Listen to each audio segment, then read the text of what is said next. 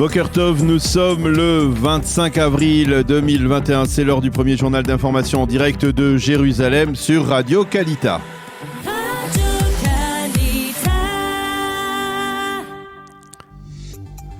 Et nous commencerons ce premier journal d'information par la tension dans le sud du pays. Les Palestiniens ont tiré hier soir 4 roquettes à partir de la bande de Gaza en direction du territoire israélien.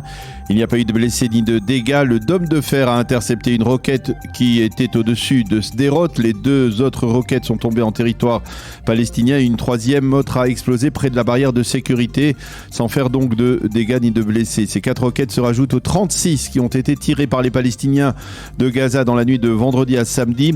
Les conseillers régionaux et locaux israéliens du pourtour de la bande de Gaza ont toutefois décidé de maintenir les cours dans tous les établissements scolaires de la région.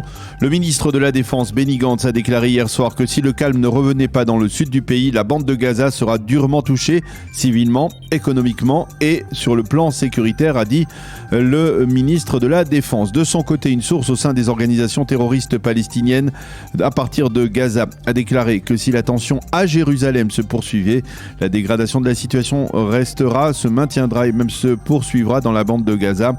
Au ministère de la Défense, on confirme cette nouvelle équation imposée par le Hamas. Et de facto, les émeutes dans l'est de Jérusalem se sont poursuivies encore la nuit dernière, en particulier à proximité de la porte de Damas. Plusieurs centaines de manifestants palestiniens ont provoqué les forces de sécurité israéliennes. Les gardes-frontières ont réussi à les disperser à l'aide de grenades lacrymogènes. Près de la porte d'Hérode, un garde-frontière israélien a été agressé. Des pierres ont été lancées en direction d'un autobus israélien près du carrefour d'Atarot dans le nord de Jérusalem. Son chauffeur a été blessé. Et puis vendredi, un Israélien a été quasiment lynché par des émeutiers palestiniens près du quartier de Shmuel Hanavi. Le Premier ministre Benjamin Netanyahou a réagi à ces débordements et il a appelé hier soir, je cite, les 2 parties à restaurer le calme. Il a précisé qu'Israël préservait le droit de culte pour toutes les religions dans la ville de Jérusalem. Le Premier ministre a l'intention de demander à la commission des lois du Likoud un amendement à la constitution du parti afin de permettre une alliance ou une fusion entre le Likoud et d'autres formations de l'échiquier politique israélien. Et cela dans le but de permettre au Likoud de se présenter lors des prochaines élections dans une liste commune avec des partis comme Yamina et Nouvel Espoir. Cet amendement a pour but de persuader ou de tenter de persuader Gideon Sa'ar et Naftali Bennett de rejoindre un gouvernement que Benjamin Netanyahou dirigerait. Ceci étant, les contacts entre Naftali Bennett et Benjamin Netanyahou sont rompus pour l'instant et le leader de Yamina œuvre actuellement à la formation d'un gouvernement qu'il qualifie d'union nationale, un gouvernement qu'il dirigerait et qui inclurait les partis de gauche, travaillistes et Meretz, les partis centristes, Yesh Atid et Bleu Blanc, et les partis de droite, Israël Beitenou, Yamina et Nouvel Espoir. L'objectif de Naftali Bennett est de pouvoir former un tel gouvernement avant même la fin du mandat accordé par le président de l'État à Benjamin Netanyahou, c'est-à-dire dans environ 9 jours ou 8 jours très exactement.